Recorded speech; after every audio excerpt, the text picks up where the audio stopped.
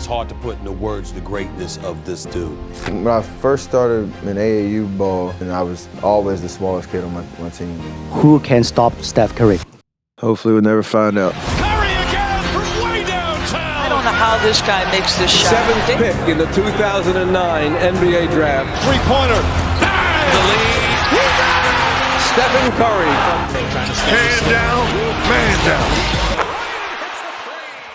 I think it's about time we started having this discussion. After Steph Curry dazzled us with yet another all-time great playoff performance with his 50-point outburst against the Sacramento Kings in Game 7, the media, fans, heck, even casual watchers of the game were left with no other choice than to be brutally honest and ask themselves, is that the greatest player ever at his position? Or are we in fact witnessing the man that either has already or is on his way to supplanting the great Earvin Magic Johnson as the best point guard in NBA history? And after yesterday's 50-point game, it's time to have an adult conversation. You are looking at not Magic Johnson, Steph Curry as the greatest point guard ever. Man, I didn't think those words would come out of my mouth anytime soon.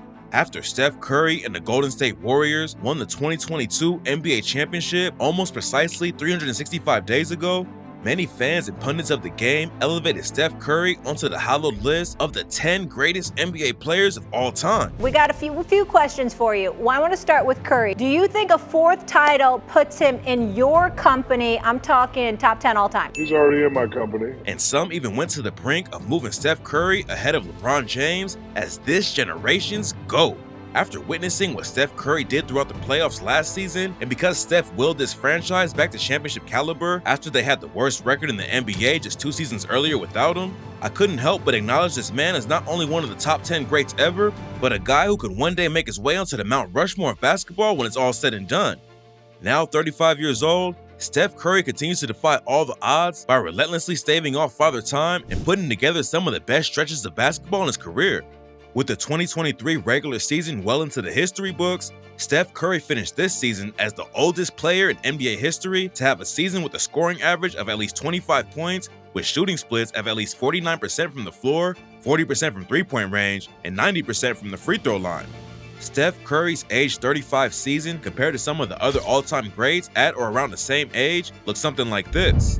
Steph was 29.6 points per game, 49% on field goals, 43% on threes, 92% on free throws, higher points per game versus MJ, LeBron, and Kobe, better field goal and three-point percentages, better free throw percentages. I mean, I'm not a big numbers guy, but it's very clear he's at the very least in the conversation with the greats. And yet, what Steph did this season is just a continuation of what he's been doing for a long time now, or ever since he became universally recognized as the greatest shooter that God ever created. His ball handling skills, his movement without the ball, the elevation of his basketball IQ, Steph Curry is the greatest shooter God ever created. And speaking of the shooting numbers, we've become so accustomed to Steph's greatness that even as he continues to do the unthinkable, we just expect it. Steph's career three-pointers are all the way up to 3,390 in his regular season career, keeping in mind that it's now been nearly a year and a half since he broke the NBA's all-time three-pointers record when he did it in December of 2021. Steph's 265 three-pointers in 2023, which, by the way, ranked 7th in the league this season, despite Steph suiting up for only 56 played games. If we take the next 4 seasons and multiply Steph's average made three-pointers per season in the last 4 years, and consider the fact that Steph Curry has averaged 63 games a season in his career, simple mathematics would mean that Steph's nearly 3,400 career three-pointers, 3,390, would be around 4,600 three-pointers after 18 seasons played in the NBA. 4,600 three-pointers. Of course, this is a more frontline estimation given Steph's average games played in his career and three-pointers made per season over the last 4 seasons, and of course, much easier said than done given injuries, especially Steph's recent injury history, and other factors like age, attrition, or just time off due to rest or load management.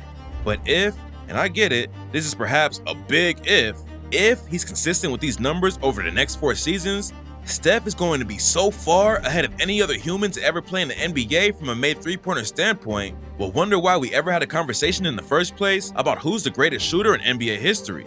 And if he does all that and adds a couple more pieces of hardware to his closet, I'm just saying, we'll wonder why we ever asked ourselves who the greatest point guard in NBA history is. And I mean, if he somehow were to continue this incredible production even past 18 seasons in the NBA, say 20, 21, or something unimaginable like 23 or 24 seasons in the NBA, then the question wouldn't any longer be about the greatest point guard ever, it'll be about the greatest player ever.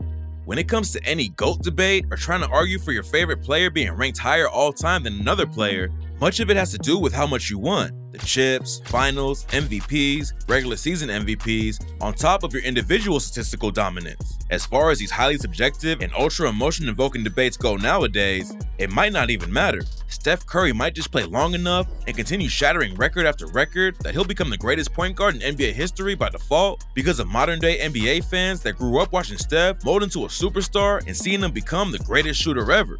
In 14 seasons played, Steph Curry has done enough statistically to be put ahead of Magic Johnson and will continue to make the statistical comparison lopsided as his latter years unfold in the NBA. He won't catch nor surpass Magic in all-time assists, but Steph's got him in points, will surpass Magic in steals, in All-Star games, has 2 scoring titles to Magic's 0.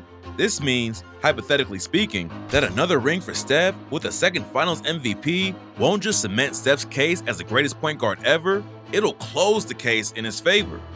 If he doesn't win a title, another MVP, or any other major accolade, Steph's numbers and individual production alone might just catapult as the greatest in the eyes of most folks anyway.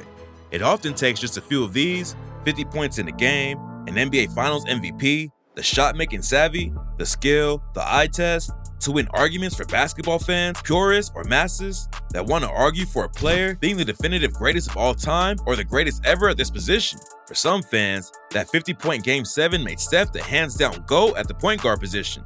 For others, a championship with the Finals MVP, be it this season or sometime before he retires, would be the clincher in this hot debate. But I'll leave all the arguing, the clamor, the heart-racing debates up to you guys. Don't mind me. I'll be over here sitting back quietly and witnessing greatness.